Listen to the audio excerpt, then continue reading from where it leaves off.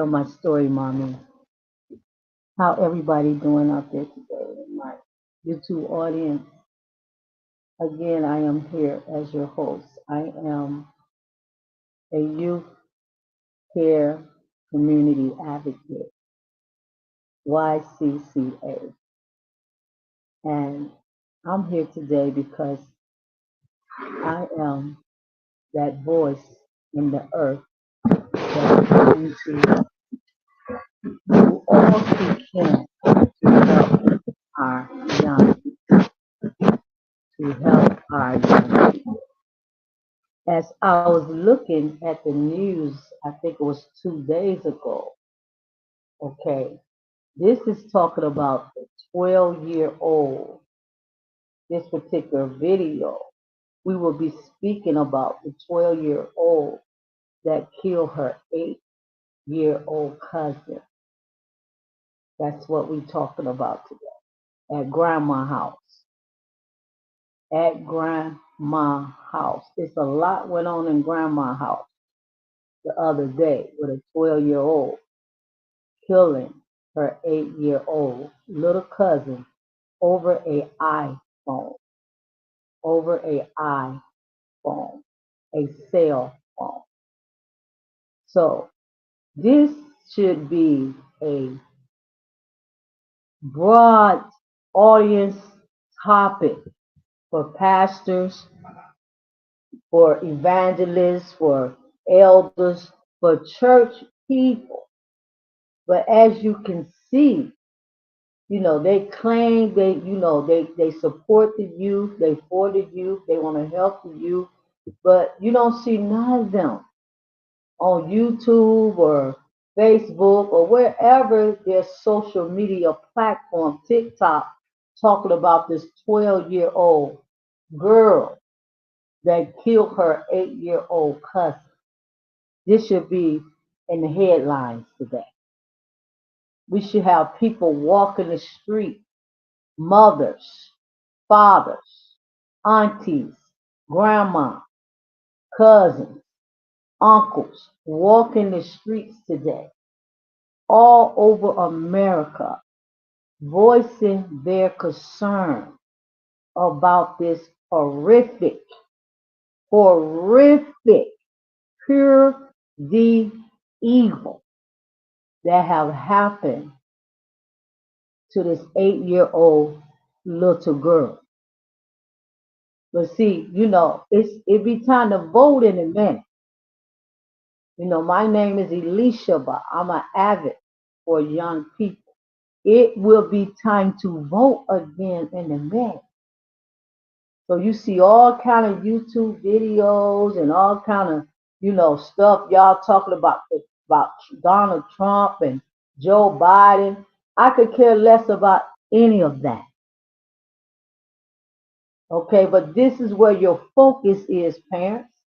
Your focus is on this world. Your focus is on your job. Your focus is on, whatever you have your focus on. Because if your focus was on your children, that 12-year-old little girl would sit up in prison right now today for killing her 8-year-old cousin. I heard it on the news yesterday that they trying her as an adult. Again, this is talk for kids. Tell my story, mommy. They are trying her as an adult at 12 years old. Can y'all see how the justice system have changed? Back 6, 7, 8 years ago, you had to be 18, 17 years old, 15, at least 16, but they try you as an adult. Now it's 12 years old. And you parents and you preachers and pastors and all y'all people have sit back for so many years and did absolutely nothing to support our young people, to support our jail system was full of young black little girls and boys and grown little girls, grown little boys, all kind of black folks. is up in prison today. White people too, little kids. So it shows you right there, parent, who you are and what you are about. You are about absolutely nothing. That's what it is. You are about absolutely nothing. In other words, you just don't care nothing about anything but your own selves. Okay? I'm going to keep it real today. Because I am the advocate. I am that voice in the earth that's going to talk loud and clear for the young people today. From the age of 3 years old, newborn, from the age of newborn all the way up into 26 years old. I'm here to stand for you young people. I'm here to stand for you.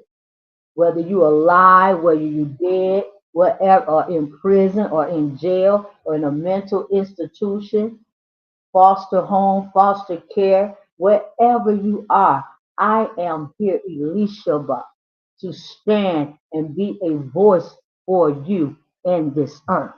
Because you don't have a voice. Because your mommies and your daddies, they ain't going to tell your story. They not going to tell your story. How long I've been here on YouTube asking the parents to support me to come here and tell the story? How long? I've been here at least 2 months now. So let's get back to the point, to why I am here today. The point is this. This 12-year-old little girl is being tried as an adult right now in prison, in courts, over a iPhone. This is the most ridiculous, sickening thing that I ever heard in this life. Over an iPhone. And you got more sickening, crazy stories like that among our little boys and little girls and, teenagers. Crazy stories like that every day. And it's getting worse and worse and worse. And that's why I titled this as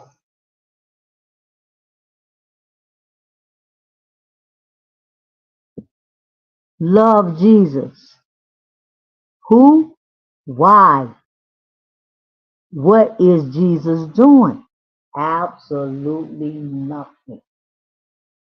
Absolutely nothing. Jesus not doing nothing for you. They're not doing nothing.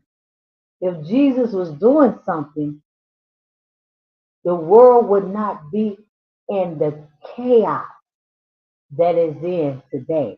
Jesus is doing you when you go to church, all they teach you is to love Jesus and love the church and read your Bible.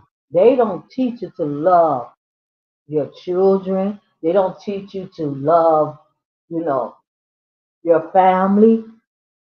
They teach you none of that. Just love Jesus. That's all you learn in the church. You need to close all the churches down. Every last church in this world needs to be shut down right now because y'all are nothing but hypocrites and you're doing nothing to change nothing about this society. So the 12-year-old girl, she was visiting her cousin's house at grandma's house.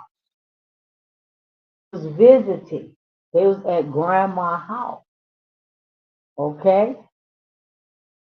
She was visiting and the 8-year-old girl had a little iPhone, which I feel that an 8-year-old girl don't need no iPhone. See, this is the problem. This is the problem. You parent, yeah, and I blame the parents. I blame the mom, I blame the dad, I blame the grandma, I blame all those people, while this 12-year-old girl is in prison and you got a dead little 8-year-old girl. I blame the parents. Who else are you going to blame? They the ones didn't raise their children right, and no parent is raising their children right. Why? Because your mama didn't raise you right. Your daddy didn't raise you right. You don't know absolutely nothing about raising children. And this is another problem. I don't know why y'all men and women keep opening up your legs and having children, and you know absolutely nothing about raising children. Give me 1 minute. I want to fix me some coffee. Give me a minute. I'll come back with you. You know absolutely nothing about raising children, but you still want to have children. It's ridiculous.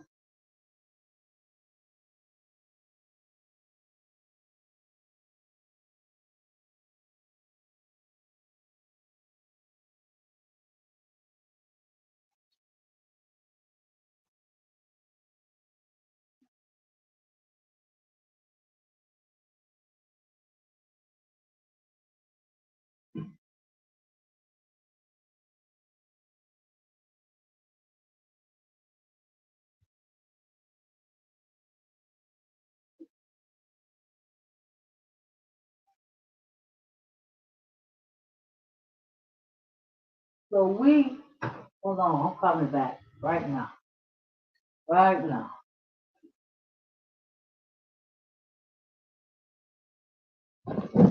So Talks with Kids tell my story, Mommy. We could not let this story pass without coming live right here on YouTube to discuss this, because this is a serious, serious thing right now that just have transpired. Fixing me a little bit of coffee. 1 moment. Coffee break, they call it. So yes, I blame the parent. I don't blame the little 12. I don't blame the 12-year-old girl. I blame the parent, because the parent is the one that have taught this little girl to be the way that she is or are. It's the parent fault. They the ones brought her up and made her feel like she could do whatever she want to do when she get ready to do. Made her feel like she's so grown and she can make her own choices and her own decisions to do whatever she wanted to do or want to do. She's a spoiled little brat. That's what she is. I say 99, I say 98% of black children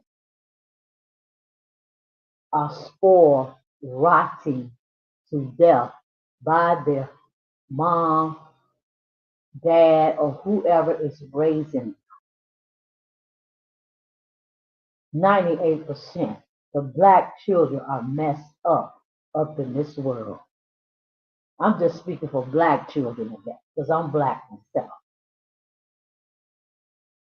So, because this was a black girl, a black 12-year-old, and a 8-year-old was black. They people of color. They children of color. So anyway, um, I blame the parents. Okay, I don't know who you blame or what you're gonna say. I blame the parents, and I'm pretty sure at grandma's house they had all kind of stuff going on the day that little 8-year-old girl lost her life.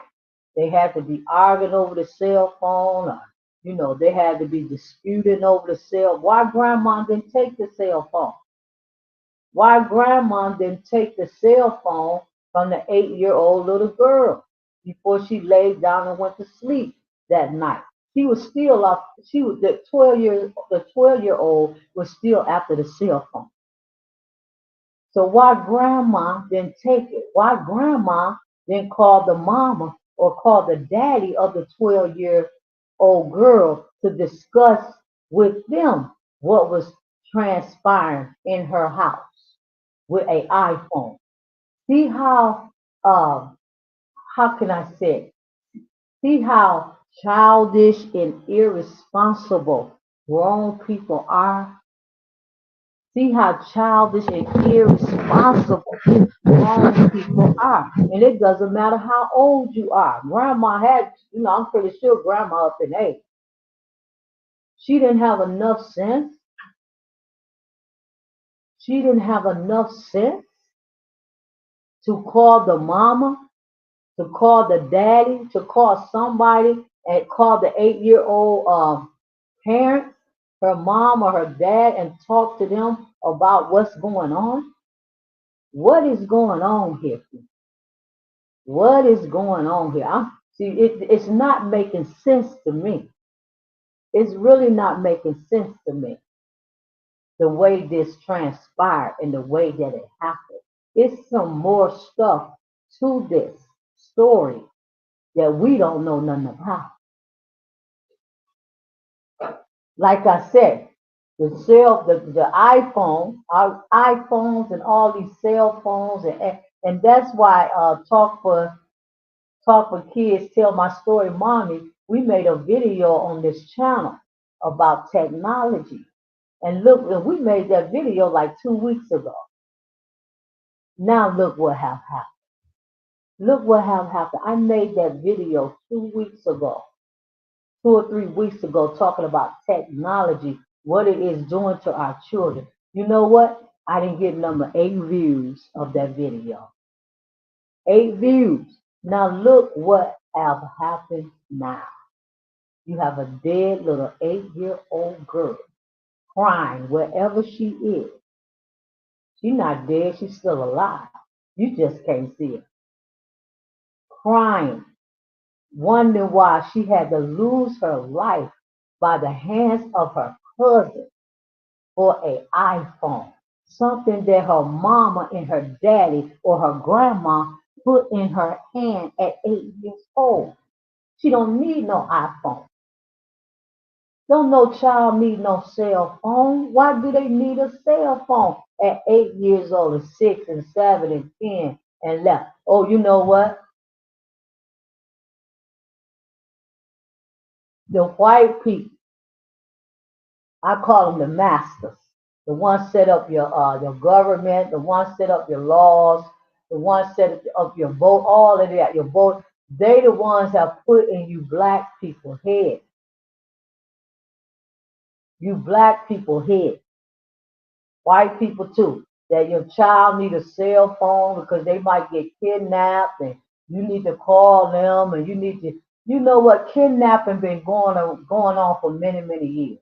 When I was a little girl, they was kidnapping people. But did I have a cell phone? Absolutely not. I didn't have no cell phone. I did not have no cell phone. Okay? So all of that's the parents have been programmed to believe that a cell phone is going to protect their child when somebody's ready to kidnap them or somebody's ready to do something to them. All of that stuff. And this why you've been programmed to buy your child all these telephones, cell phones, PlayStations, Xboxes, all of this technology that's destroying the mind of these young people. It have already destroyed the mind of the parent. The parent mind have been destroyed with social media, Facebook, TikTok, Instagram, Twitter. It have been YouTube. It have been destroyed.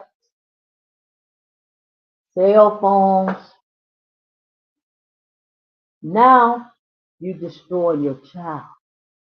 But see, the children today, they not like we was 30 years ago or 40 years ago or 50 years ago. They've been through so much abuse. Not saying that we didn't go through no abuse, but we just handled our abuse in a different way than the way that the children are handling it today. They need more support. They need more help. They need somebody to talk to them. They need somebody to sit down to them and talk to them about, why mama, raped them or daddy did this to them or that went on in the house or that something went on in this 12-year-old little girl home. Something happened to her. Something in her 12-year-old little life, dysfunctional, have happened to her. Just like the 8-year-old girl living in a dysfunctional family and home at 8 years old with an iPhone. An iPhone costs $1,000. Probably ain't even got no food in their refrigerator, and the little girl got an iPhone. See, this how black people think. Foolish and stupid parents. Get back to the topic. So again, I blame the parents because, like I said, it was a commotion going on in the house before the little girl laid down. So I'm trying to figure out again why did grandma call, the parents and bring the parents in and let the parents, they say that she was there visiting them in Tennessee. Why did grandma then do her job as a grandma to bring the parents in so they can talk to these children and resolve this issue? But instead of grandma doing that, okay, I know y'all love grandma, but a lot of things grandma don't do right. Okay, it's a lot of things grandma just don't do right. Okay, grandma didn't do right. Grandma supposed to have called the parents before the little girl went to bed. And it said that on the news it was a surveillance camera in the little 8-year-old girl room, and they saw the 12-year-old girl going in there, okay, going in there, and she suffocated. She suffocated the 8-year-old. Again, why did the 8-year-old still have the cell phone? Because that was uh, the whole reason why this transpired. They said it was over cell phone, but to me, as an advocate of young people, as to me, because I'm always around young people. I have I have had youth ministries and all kind of things to assist and help young people. I have been a care provider for young people after school, tutoring for young people. Okay, so I understand how young people think. I understand how they think. Okay, so what I am saying is this: it had to be another motive behind the 12-year-old taking an 8-year-old life. It had to be another motive other than the cell phone. And this is what I know, and this is what I believe.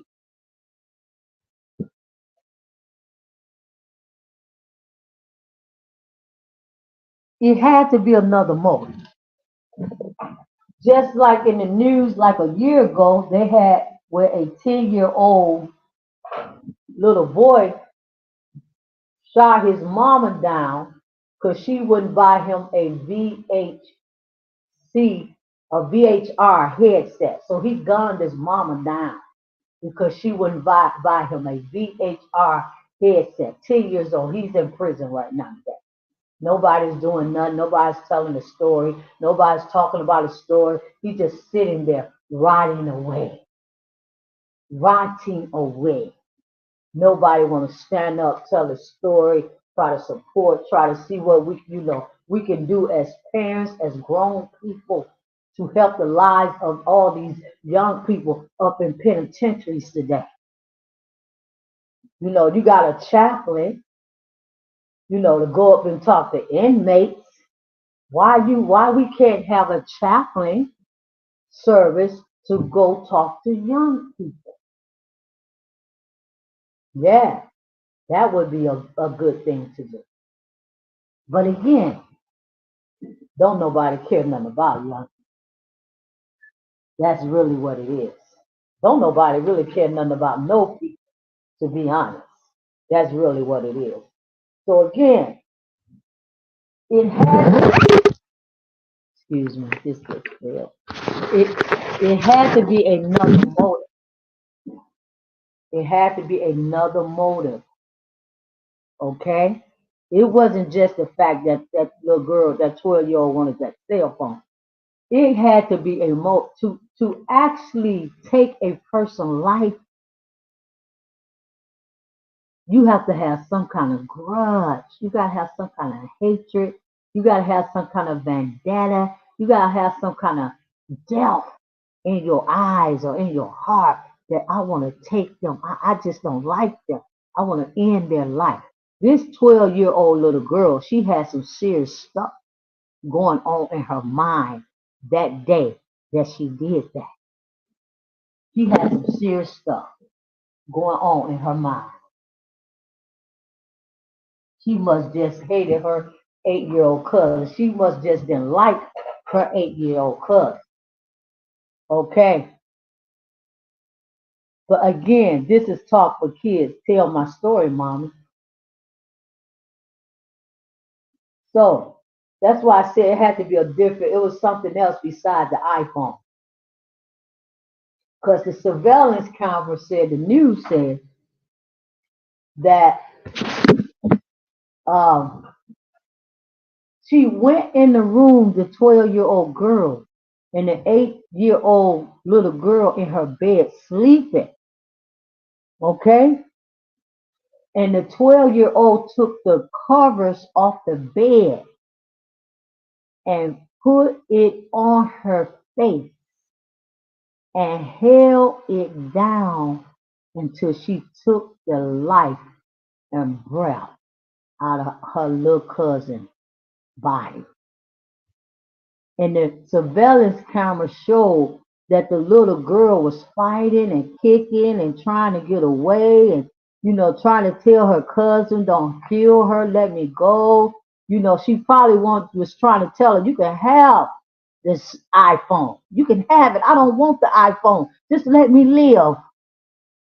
My God, Father, please.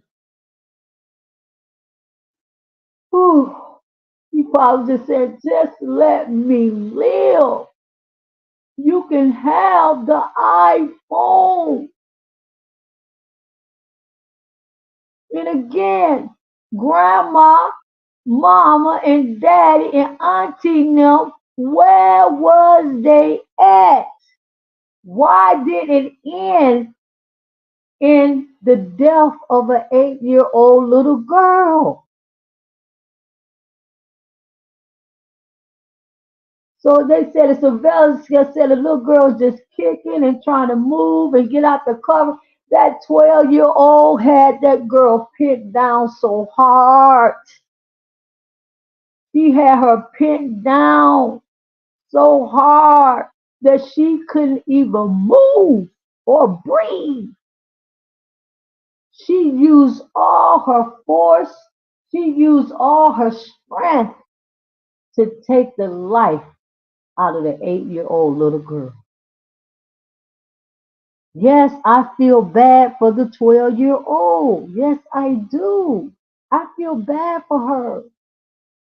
Because she's just a child that's been abused and misused and neglected and abandoned by her own parents. And that's why she's the way that she is. She's been through childhood emotional abuse. Or it could be childhood physical abuse. because she took the life of an 8-year-old little girl, her cousin, her own blood, her own family. So somebody might have been beating her or abusing her or doing something to that 12-year-old girl. Because she has so much anger in her. She has so much anger. I told you, I know young people. I spend a lot of time around young people.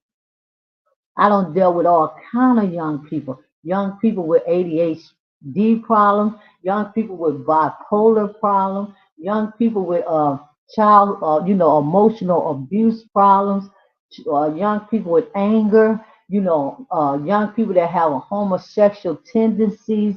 I don't deal with all kind of young people, young and old. Okay, so you're not talking to someone that don't have no experience and know what she's talking about. That 12-year-old little girl, she been through some childhood abuse and childhood trauma. She was so angry that day. She was so very angry because she couldn't get the iPhone. That's what they said was over iPhone, a stupid iPhone. She was so very angry that day that she took the breath out of her own cousin's life. And she was angry. She was so angry. She was holding her down so tight. And then the surveillance camera said she tried to go in there and get some toilet paper out the bathroom, and after she don't kill her cousin, taking the cover off of her face, she trying to, keep, wipe her face where the slob was and all of that, and you know what I'm saying? My God, my God, you would think you would be hollering and you would be crying that you don't took your own cousin's life. But she didn't do none of that. She went in the bathroom and tried, the surveillance camera said she tried to tamper with evidence.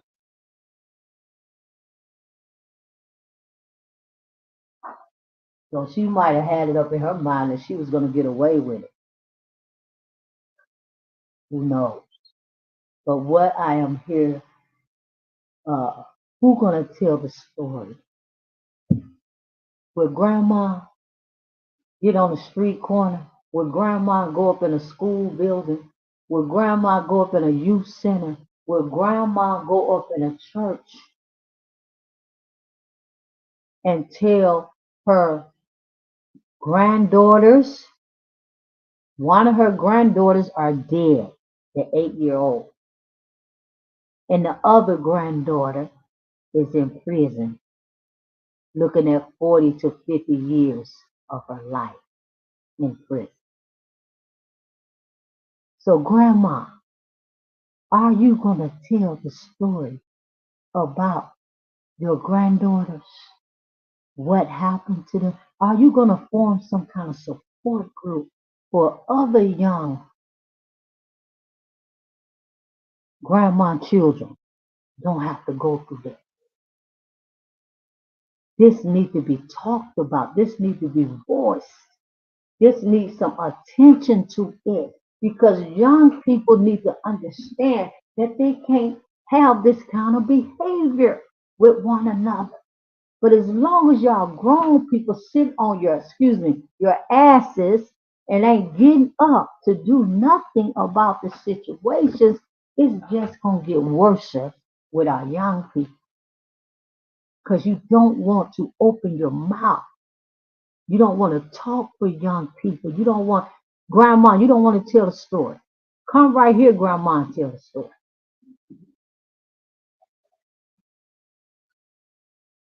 Mama, where you at? Tell the story about your 12-year-old daughter taking the life of her cousin. Save another cousin. Save another 12-year-old. Save another 6-year-old. Save another 5-year-old. Tell my story, mommy. Now you got the 8-year-old girl saying in her grave where she is or wherever she is. She's not in no grave. She wherever she is. Tell my story, Mommy. Why did my 12-year-old cousin kill me? Why? Where was you at, Mommy? Why you wasn't there to protect me? Why you wasn't there to protect me, Daddy? Why was you there not there to protect me, Grandma?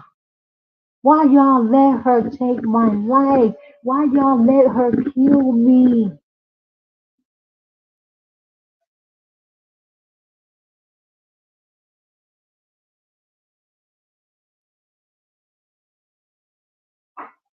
And you know how many 12 years old, 5 years old, 3 years old, 6 years old, 10 years old, 15-year old, you know how many it's been? The jails are overcrowded. The young people of all age for murder, for rape, for all kinds, killing their mama, killing their daddy, killing their auntie, killing their cousin, killing their grand, all kinds, killing their best friend, all kinds of stuff. Bullying, taking somebody's life because they don't like them, bullying, and all kinds of stuff. Suicide, oh, yes, the list goes on. So I'm here talk for kids, tell my story, Mommy. Release your voice, Mommy. I'm getting ready to leave. I'm getting ready to leave. Next 4 or 5 days, or probably next week. So again, I need somebody to support this channel. Again, we need to form a support group. And again, close all the churches down. Close all the churches down. Because they're not doing nothing to help our young people. Close every Jesus, oh my Jesus. Can't y'all see Jesus don't even exist? If Jesus exists, we would have some love up in this earth. Okay? Some shawna real, genuine love. So anyway, next week I'm gonna tell another story. So the little girl, she's sitting up in there thinking right now why she did that. All again, she been through childhood abuse, childhood neglect, childhood abandonment, rape, no telling, emotional abuse. She have a lot of anger in her. And usually children that have a lot of anger in them have been abandoned by their parents, physical abused by their parents, mentally abused by their parents. Something went on in her life. That's why I say blame the parent for the 12-year-old action. Blame the parent. Let's put the blame. We're not saying that she wasn't wrong for what she done to her 8-year-old cousin. Of course she was wrong. Of course she was wrong. But we need to go to the source of why she is wrong. What is the source? Why she did what she did? We need to dig at these young people's lives. We need to dig why she committed suicide at 7 and 12 and 10. We need to dig. It's the source. Go back to the source. The source is mama, daddy, auntie, whoever the caregivers are. So that's the source. Not saying the little girl not wrong. She needs help. And is she gonna get the proper help sitting up behind the bars? Absolutely, absolutely not. Absolutely ain't gonna do nothing but make her more angry, more this, more that. Absolutely not. Jail not designed. Prison not designed. Youth home, foster homes They are not designed to rehabilitate young people. They say that they are, but they are not. Because the people that's trying to rehabilitate them and talk to them and bring them into discussion, they've been abused, they've been through childhood trauma, they messed up their own self. So how can you help somebody when you're homosexual, you're a lesbian, you've been abused, you've been neglected, you've been abandoned, you've been beat on it, you've been through childhood emotional trauma. How are you going to help somebody? You can't help. You cannot help because you messed up your own self. And this is full in the jail system. All kind of people been through rape, through child molestation, and homosexual activity, and emotional. Mostly everybody that's set up over these youth centers and foster homes and jail systems, these people has been through childhood trauma. They can't help the 12-year-old little girl. Okay, so you gotta go to the source. You gotta put the hammer on the nail, and that nail is the parent. Why the little girl is so angry? Why the little girl is so grown? Why the little girl took it upon herself to do what she did without thinking about the consequence of what she was doing? Not thinking about the fact that she was going to kill her little cousin. She didn't think, see, she's been around people in her life, the little 12-year-old little girl. She's been around people in her life that never taught her nothing. They never taught her anything. Everything she had to figure it out on her own. Y'all listen to me. You talking to a person that's been through childhood abuse. I know what I'm saying. She had to think of everything on her own growing up. And that's why she took it upon herself. Whatever she wanted to do is what she wanted to do. And there won't be no consequences. Guess why? Because when she did whatever she wanted to do in her life, there was never no consequences. She did it and got away with it. So this is what she was thinking. I'm gonna do it again. I always get away with everything I do. But it didn't happen that way. So we have a dead 8-year-old little girl. Yeah. Mommy, tell my story.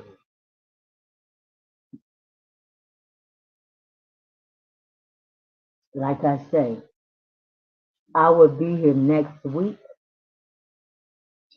to tell another story about my cousin. My cousin,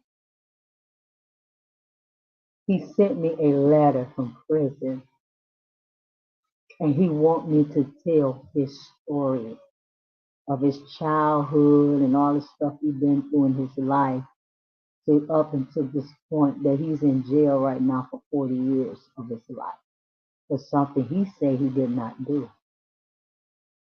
So I will be telling his story next week. And I'll talk to y'all later. Have a good day. And get up off your butts. Get up off your butts. Stop thinking about these men. And, I know black people, black women, you spend a lot of time fixing yourself up and going to the nail salon and hair salon, thinking about these men. Get your mind off of that. Education, going to school and getting a doctor's degree. Put your mind on your children. Help them. Somebody better tell this little 8-year-old girl, dead little girl story. I don't want her to come back and get y'all. Somebody better tell her story. And she's an innocent little child. dead today because her stupid mama or her stupid daddy or grandma, whoever, put an iPhone in her hand at 8 years old. Stupidity. That's all it is. She died from stupidity of some grown person being stupid in her life.